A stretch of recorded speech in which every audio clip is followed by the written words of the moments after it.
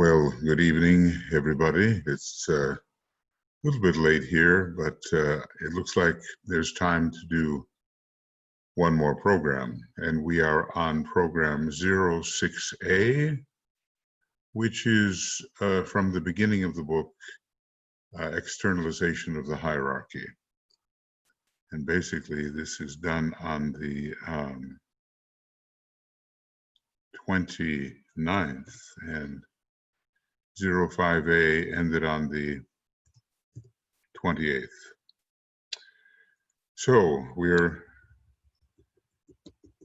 moving on to this sense of urgency. From this sense of urgency, the Tibetan is describing the possibilities for us. Can we meet them? And of course, this was done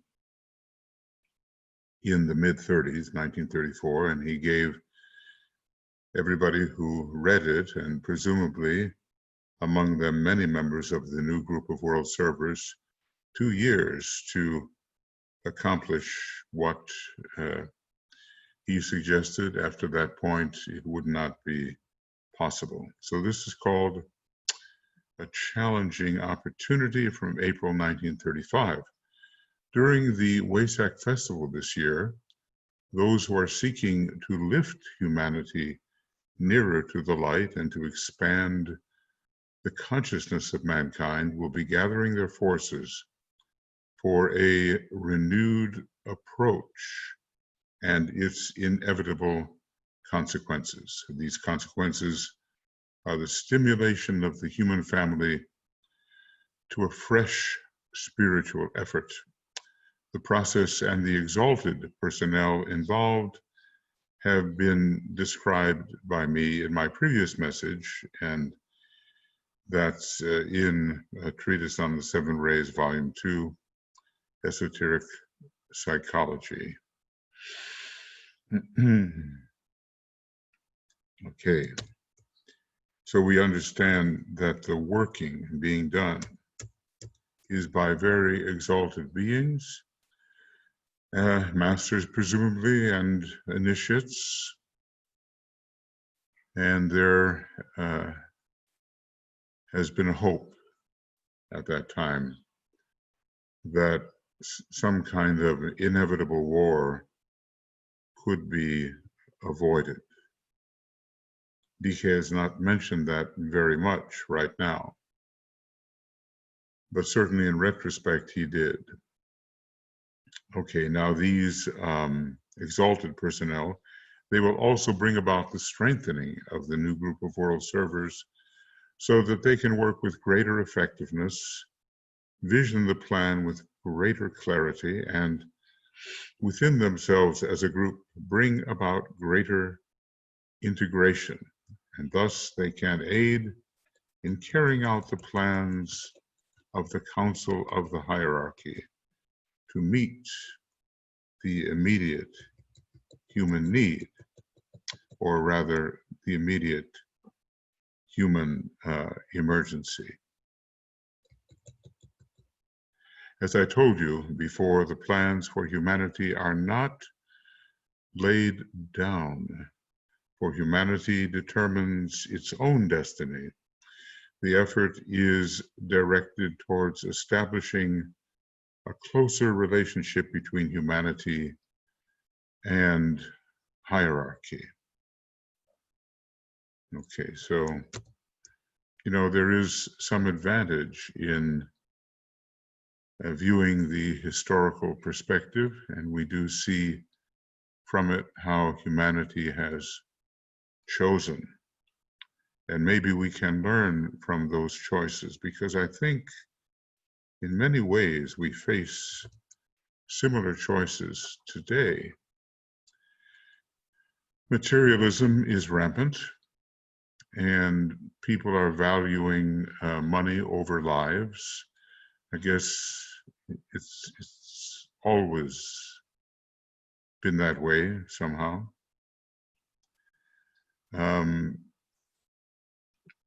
When wars are fought, they are so often fought these days for financial advantage and to protect the resources, the money of those who direct the countries that are warring with each other.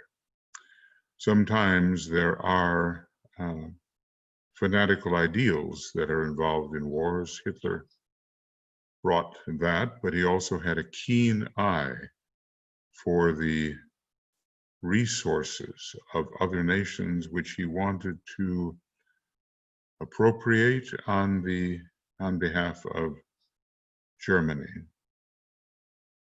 Anyway, the new group of world servers had just been basically founded or brought to outer attention in the 1930s, and here at this WASAC 35, there is the attempt to strengthen the new group of world servers. Yeah, I'll just kind of bring that a little bit stronger. Now, still, of course, we have the new group of world servers, and it has, maybe it's not always called that, maybe it's just called by some world servers.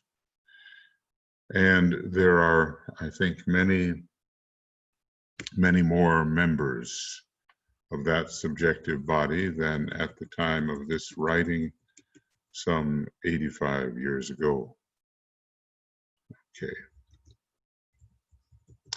It is possible for all aspirants and disciples to participate in this effort to the extent of rendering the task of the masters easier by their clarity of thinking, their renewed spiritual effort, and the rededication of themselves to the task of service.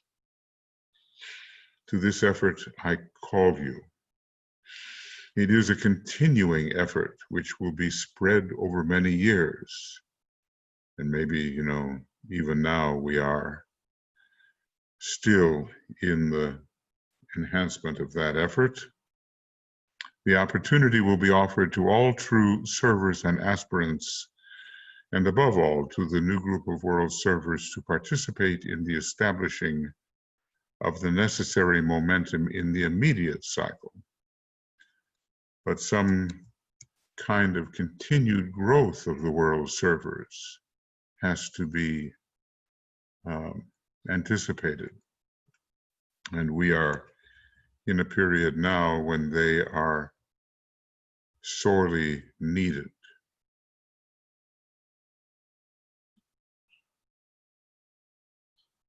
So, what are DK's requests or demands here? Well, maybe we can't call them demands, but strong suggestions. I call you, therefore, to a month of inner silence, of introspective thought, of self-control, and of meditation, to self-forgetfulness and attentiveness to opportunity, and not to your own inner aspiration to achieve. So it's a selfless kind of period. It's quiet. It's filled with aspiration, but not on one's own behalf. I call you to concentrate upon the world need for peace. Now here he's really entering the issue, because the possibility of the precipitation of a coming war certainly could be foreseen by the masters. So I call you to concentrate upon the world need for peace, mutual understanding, and illumination, and to forget utterly your own needs, mental, emotional, and physical. That's often a difficult task. I call you to prayer and to fasting. We're told the work goes forward through prayer and fasting. I call you to prayer and to fasting, though along what lines your abstinence should go is for you to decide. For the 5 days of meditation, I guess, looking at the period around the full moon as a 5-day period, well, later it was also discussed as a 7-day period and sometimes a 3-day period. For the 5 days of meditation,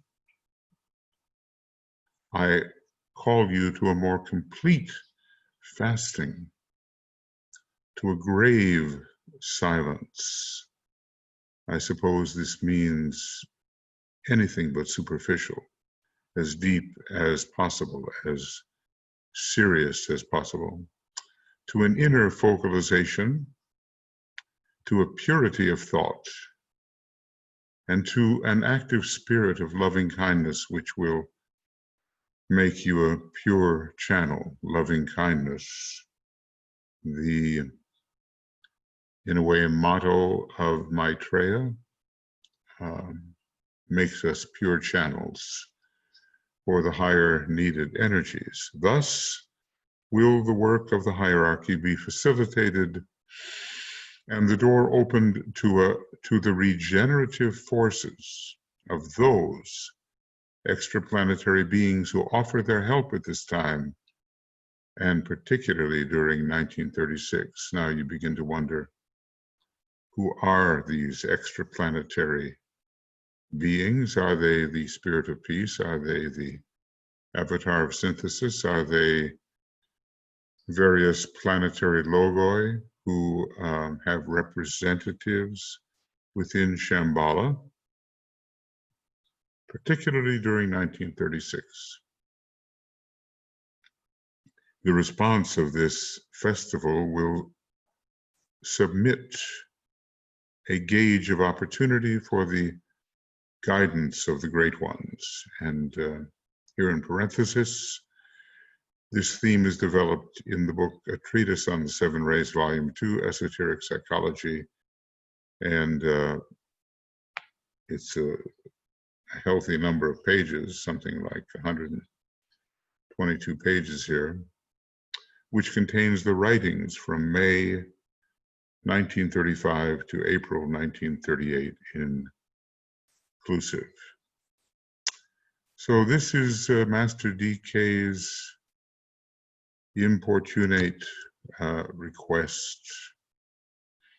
He's importuning us, or those at that period, to develop these attitudes, or at least to express these attitudes, because they probably are already developed. The world need for peace, and to forget utterly your own needs, mutual understanding, and to forget utterly your own needs, mental, emotional, and physical. It's in the attitude of the right kind of self-forgetfulness that one can become a purer channel for the redeeming energies. They must come through us, and we must demonstrate them.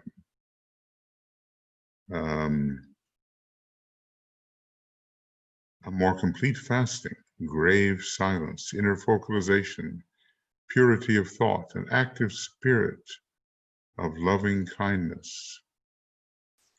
All of this will make of us really useful, and we cannot forget it now either.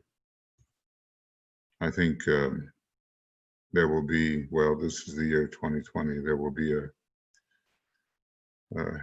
crescendo of difficulty within the human race, both individually and nationally and internationally, I think. Because, the closer the light, the greater the dark. And the light of the great conclave is impending. Now, if you look back to the 1920s, well, the war had completed, or at least that phase of it, and the roaring 20s entered with all of the superficiality and the sort of will to forget what humanity had just been through. We can't succumb to that kind of thing, and you know, the pandemic of these times is not letting us succumb to frivolity, even though we see the tendency very often on the part of the young people who, you know, believe they are immortal in their present form, to ignore the sage advice of those who know better about public safety and public health. Well, anyway, the situation is so serious that even when politics enter and a lack of consideration of real values is prevalent,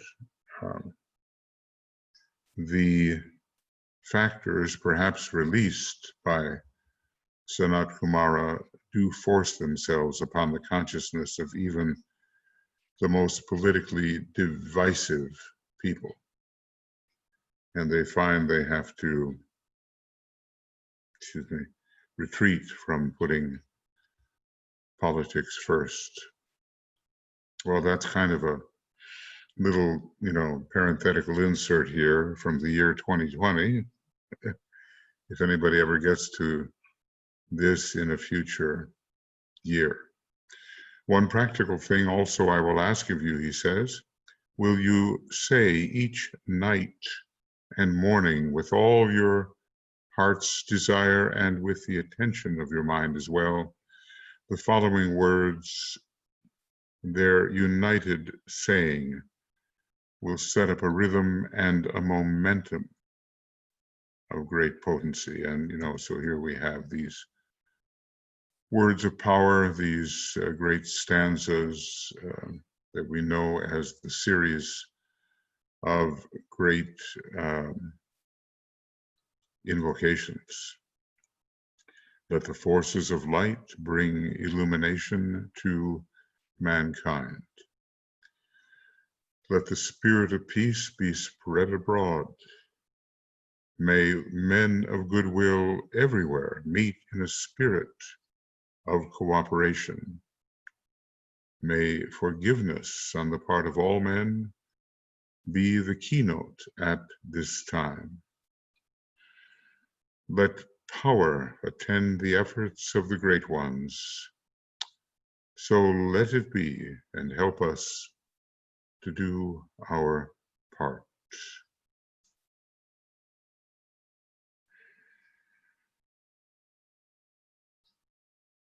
Well, it's not that even now we use only the last of the great invocations or the last stanza from the point of light, etc. We use them all and must continue to do so. These words sound simple, but the forces of light is a name for certain new powers which are being invoked by the hierarchy at this time, whose potencies can be brought into great activity at the May full moon if due effort is made. Well, the forces of enlightenment are placed between the forces of restoration and the forces of reconstruction. So they are found at the May full moon, the forces of light, the forces of enlightenment, and if we think that hierarchy is invoking them, they must be high indeed. I think in Discipleship in the New Age, volume 2, there is an explanation of how high they really are. The spirit of peace, which is invoked as an interplanetary agent of great power, whose cooperation has been promised if all aspirants and disciples can cooperate through the shell, to break through the shell of separation and hatred which holds our planet in thrall. So this is a point. This spirit of peace is an interplanetary agent, not simply a resident of Shambhala. It may work in connection with Shambhala now, but interplanetary. There are a number of these interplanetary avataric beings. So this is the first mention here of at least one of the members of the triangle, which is even now, we imagine, surrounding the Christ, the avatar of synthesis, the spirit of peace, and of course, the Lord Buddha. So we as aspirants and disciples must cooperate to break through the shell of separation and hatred, which holds our planet in thrall, in prison. And we do know that the hatred was increasing. It was fanned. It was fed, in very disgusting ways through the Axis powers, and especially through Germany.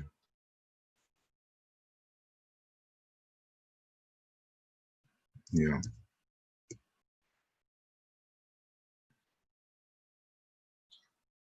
So we must not underestimate the power of this stanza of the 3 great invocations.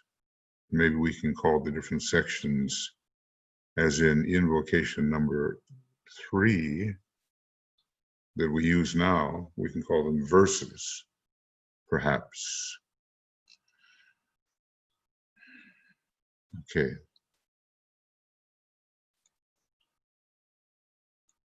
May I therefore close with these simple words.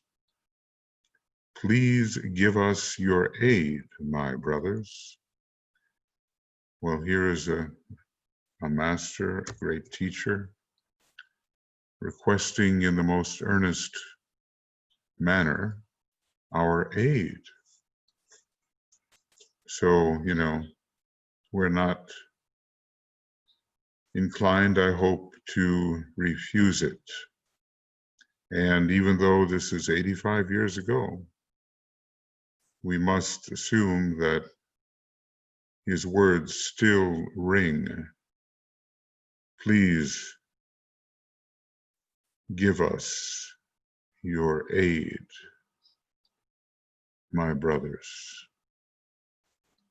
And certainly we can do that by continuing to spread his teaching and see that it is assimilated in preparation for his 3rd installment of teaching, and we can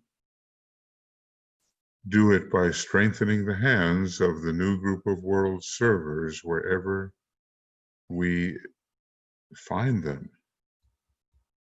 Somehow we can work subjectively, perhaps. And when we see someone who is really working on behalf of the upliftment of humanity, then indeed we work to strengthen their hands.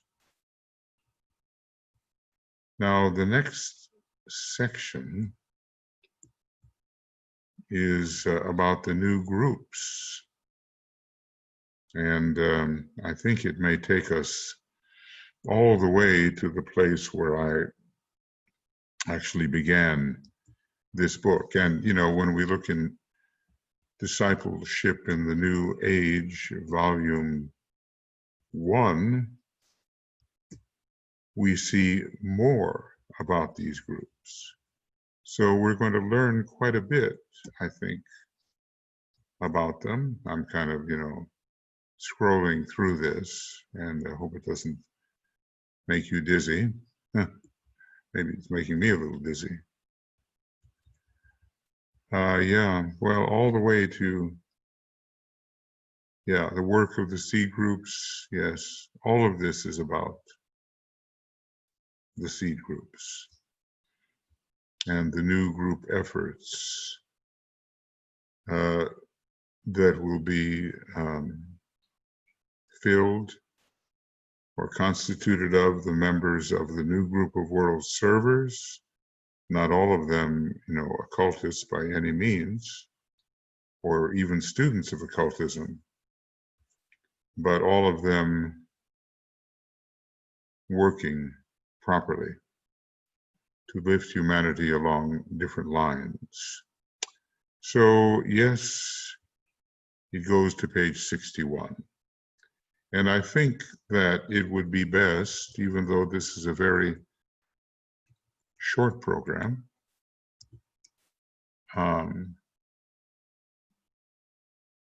that we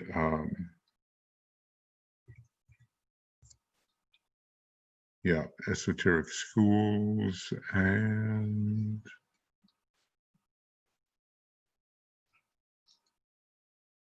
right. I think it would be best for us to keep this intact and end our particular program, even if it's just a half hour now, end it, and then begin with our new subject, a fascinating subject, about a project going on pretty much until the year 2200. It's a 275-year project. And so we might think that when the ashrams, many of them, moved to the Buddhic plane, starting with an impulse, I would say, at the Great Conclave of 1925, the seeds of this seed group project were sown. And now we've been with it for not quite 100 years, and another 175 years or so does remain. So, you know, many of us will find ourselves working within these particular groups. You know, when I think of the University of the Seven Rays and the Moria Federation, we are working in the field of education particularly, and we educate on all of these seed groups, and we use as much of the new psychology as may be possible. And we cannot really participate the kind of groups that we are in the political arena, at least exoterically, nor in the scientific research, although occasionally some people may be involved in it, nor in the economic area, which is seed group number 9. We'll have to leave seed group number 10 as a kind of a synthesis, leave it aside, because as we'll see, it will have representatives from all of the seed groups. But when it comes to the telepathic workers, the observers of reality, number 2, the esoteric healers, yes, the educators, number 4, the religious workers, number 6, and the psychologists, number 8. There, I think, groups like ours with the University of the Seven Rays and the Moria Federation pursuing their normal goals are closer to those other groups, maybe more on the soft line as far as rays are concerned. But still, the education regarding the nature of these groups, that we can undertake, that we can somewhat handle, and help to spread the word on them. I think Meditation Mount used to have particularly work with what's called the specialized groups. That's what they called it. I attended a number of their conferences when those conferences were being held, and the discussions regarding the specialized groups were very interesting, I thought. I was always interested in this part of the work. So here we are. This is basically 24 to 26. We haven't done much, but we've dealt with the last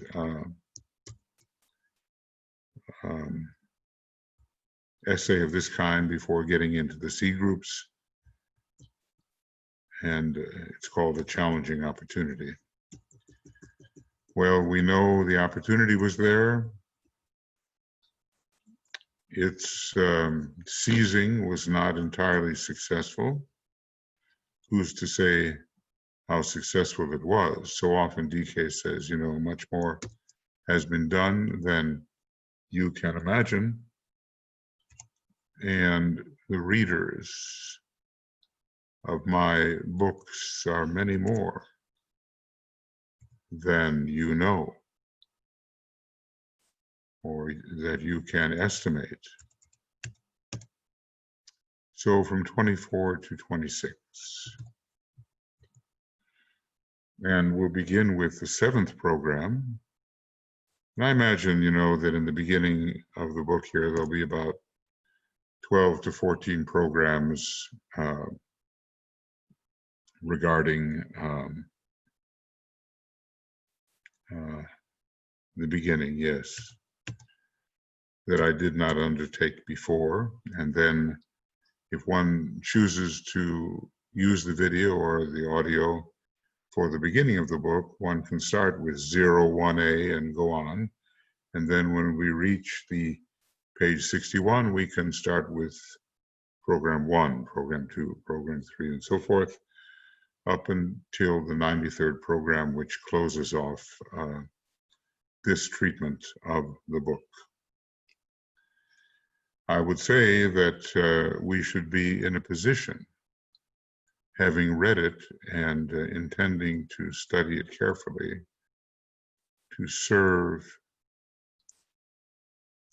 with greater effectiveness than heretofore has been possible. Okay, friends, so a short one this time, and we will proceed. You know, I have hopes. I don't know in what order you may listen to all this. If you do get to this kind of videoing and listening, or at least studying the videos, but I hope to do, you know, comment on some other books. I realize, of course, it's obvious that what the master says is of the greatest importance, far more important than what I can possibly say, but I can provide maybe some links between presented items of information, and those links may result in an increase of light flashing forth. And so it may result in a unification of our understanding of the great body of work which Master DK has so far produced, guiding Madame Blavatsky in The Secret Doctrine. I don't know about Isis Unveiled. And certainly working in the most effective ways over 30 years with Alice Bailey. But, you know, it's one thing to read these things and another thing to see the whole teaching as a unified presentation, because there are many additional books within the books presented. But that requires us to put the information together, maybe under the impulse of inclusive reason, or maybe pure reason. We can study in such a way that the many items of information become unified, more closely related than we had imagined.